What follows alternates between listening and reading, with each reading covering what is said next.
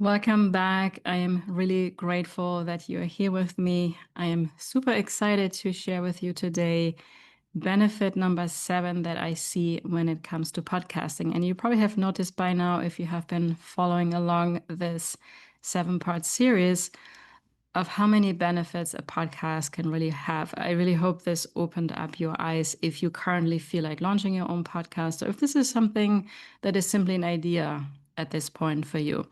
Also want to remind you that Easy Podcast Launch 2.0 is here for you if you would like to have support and accountability to launch your own podcast.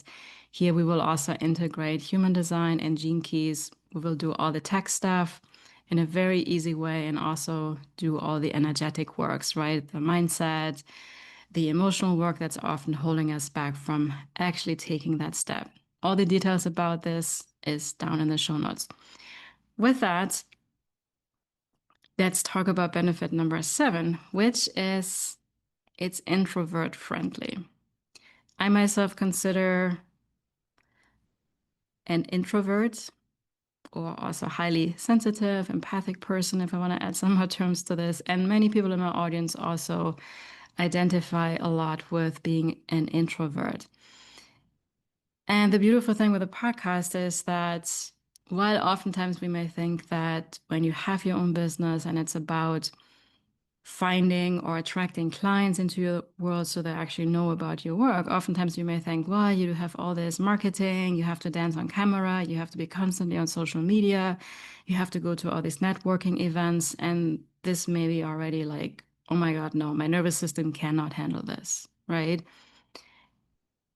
Now, what I don't discourage any of this because maybe you love to go to local networking events, could be, especially if they're smaller scale.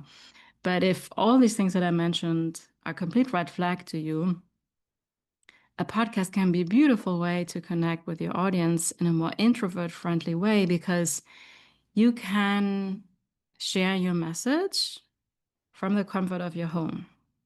You have your own sanctuary where you feel safe. You can also take some time to think about, to prepare what is it that you want to talk about. So it has a lot of intention behind rather than you feeling pressure when you go to a local networking event and you're unsure of what to say, or you feel like now you have to make a sales pitch, right?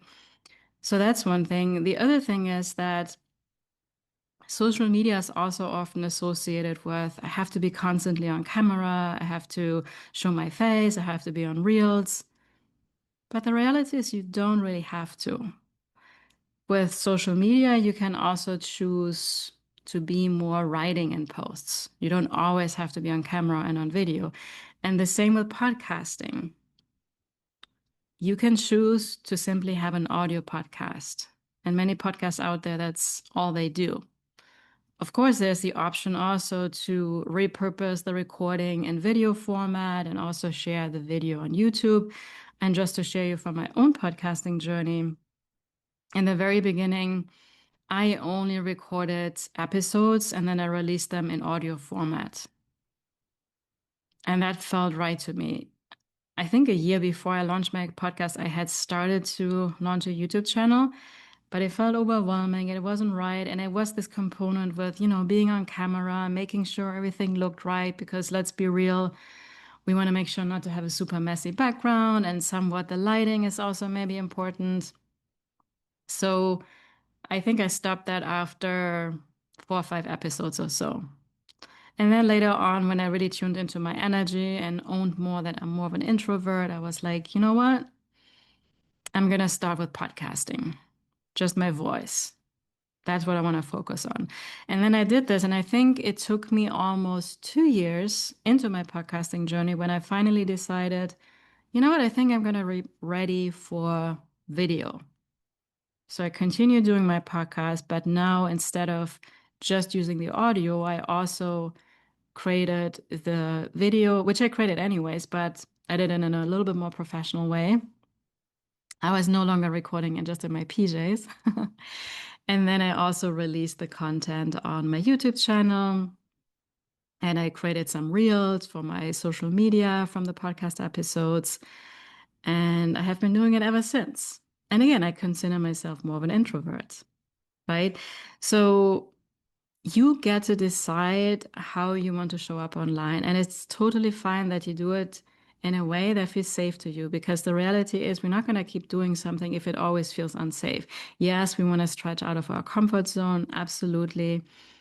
But for something to be sustainable, you want to enjoy it, and there has to be some energy of safety around this. And this is why I think podcasting is such a beautiful tool where you get to connect with people in your unique way, which often for introverts is more calm, is more grounded. It's not always the visual stuff. And this is why I think podcasting is super suitable, especially for those that feel like you're more of an introverted person, maybe more highly sensitive, also more empathic, because you probably also take on a lot of energies. And again, when you just record an episode all by yourself, you're just in your energy. And then there will be times where you feel like, hey, I do want to have a conversation, but you can also be super selective about who you invite onto your podcast and who you feel good to talk to. So, with that, I want to conclude this 7 day series. I would love to hear which was the one benefit that stood out the most to you, which was a little bit surprising, like, oh my gosh, I never thought about it. And it really opened up your perspective. I have to say, I love them all. And to be honest, there's probably way more than these 7 benefits, but I wanted to, yeah, keep it digestible in some way and present you one little benefit at the time. And with that, thank you so much for listening. Again, you're super invited to check out the Easy Podcast Launch experience if this speaks to you. I would absolutely love to have you. We already have a beautiful group together. And I have always found that I have gone through the biggest transformation when I connected with other like-minded people that had like a similar goal. And then we supported each other, we cheered each other on. And then, yeah, I really saw so much more success in my own business. And I have made also a lot of connections from group programs. That's where the majority of a lot of friends that I have today also have been coming from. And then also, as you know, from my podcast itself. So with that, it's here for you. And I'm sending you all my love, all my blessings. And I'll see you on the next episode. Ciao, everyone.